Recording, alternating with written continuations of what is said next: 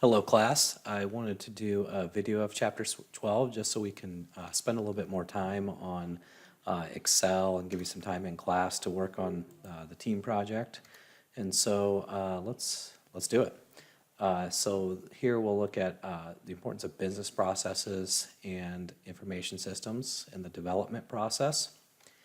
And so processes, IS, and applications. So what we see here is a list of basically an entire business, what they do. A company that takes orders, customers who place orders, and we see these activities here that support a business process and the information systems that support those activities. And so with these activities in this ordering business process, we see customers go online, we prepare a quote, verify that it's in stock, and so on. We've seen this process before. And you'll notice that business processes could have 0, 1, or more information systems that support them. So what we mean by that is, notice our activities here. Well, a CRM supports preparing the quotation, so that connection to the customer. Our inventory information system checks on the inventory availability, and so on. Notice here, approving special credit terms doesn't have anything to do with our information system. Basically, that doesn't require an information system necessarily. And so basically they put it in a code. If the code works, great. So we don't really use an information system to support that part.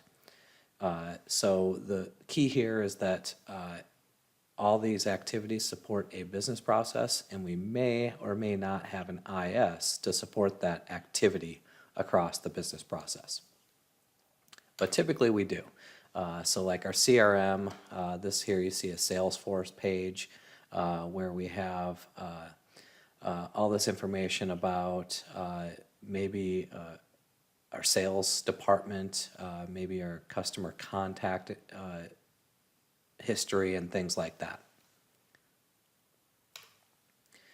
And so when we create these information systems to support these activities in the business process, we use what's called the software development life cycle, or the systems development life cycle. The classic is called the waterfall. This waterfall development method started back in the 60s or 70s, something like that, and basically it goes one by one.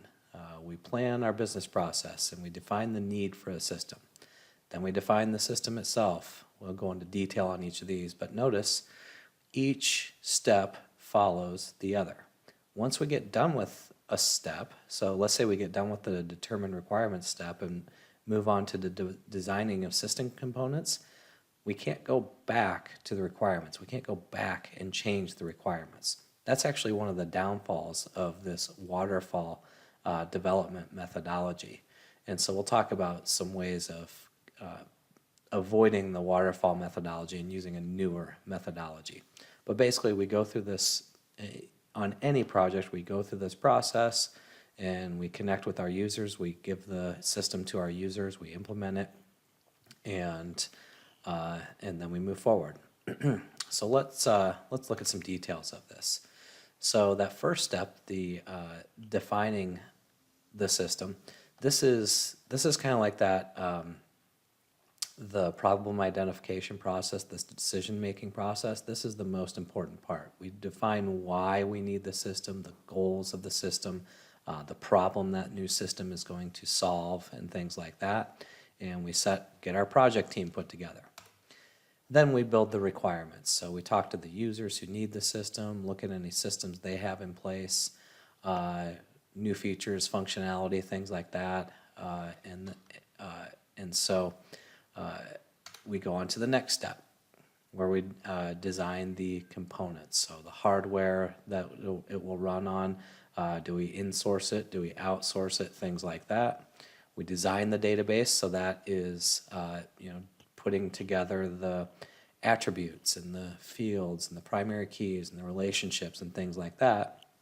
And then we move on to the implementation, where we actually build the system, we build the database, and then we convert to the new system. Once that database is built, once the website is built, and all the back end and front end is complete, we then install the system for the users.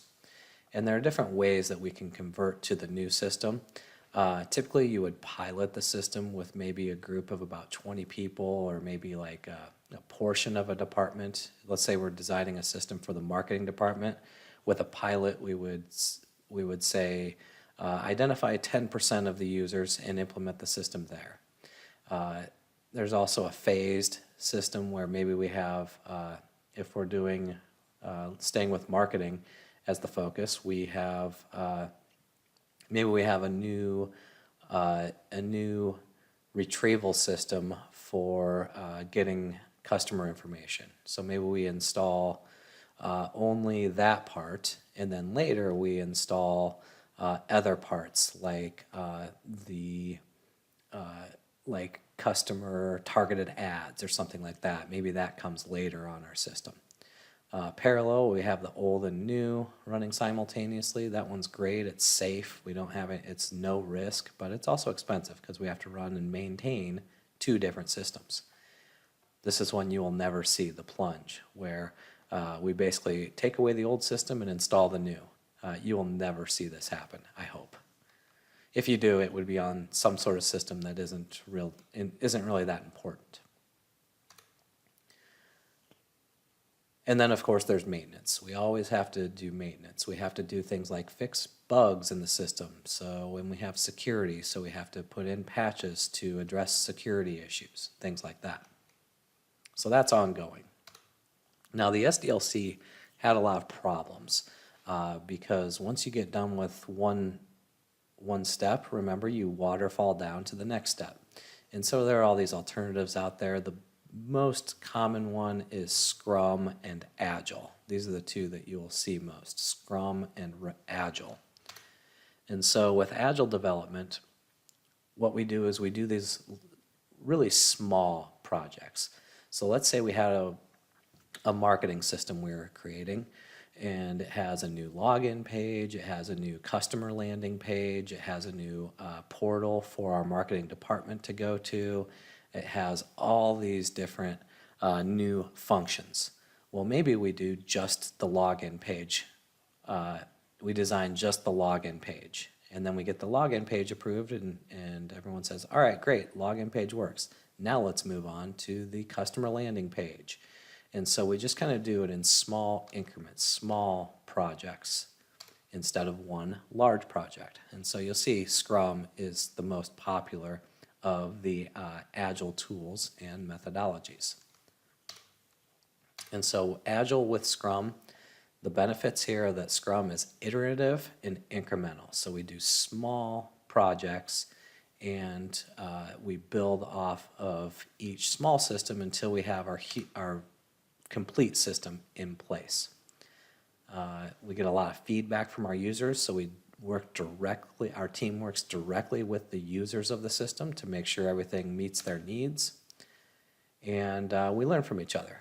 And so I'll talk more about this.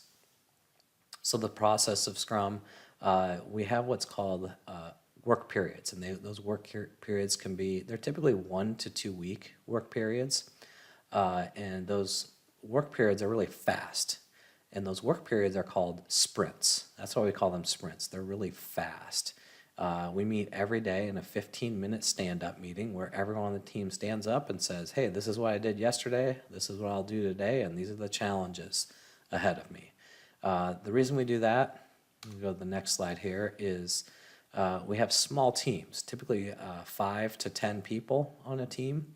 And so we have a product owner, that's the person whom we answer to, a scrum master who runs the daily work, who's in charge of the daily work, and then the team members who are doing the design and the development and assessing the business requirements and things like that. And so the Scrum process is a little bit different. Basically, we have the typical waterfall, but we do it in smaller chunks. We do it in this small list of requirements. If we have, let's say, 100 requirements for a project, maybe we focus on only 5 projects for this Scrum. And then we do our daily work, our daily stand-up, our daily work. We deliver, let's say this Scrum period is just that login page. So we say, all right, let's put the login page into place.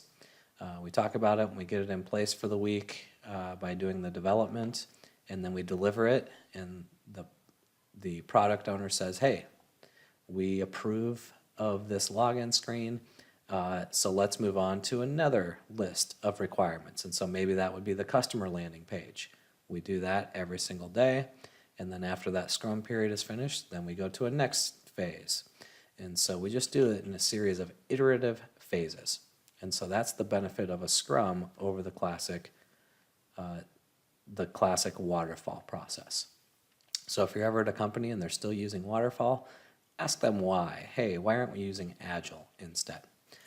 That's it. Hopefully that was not too painful for you.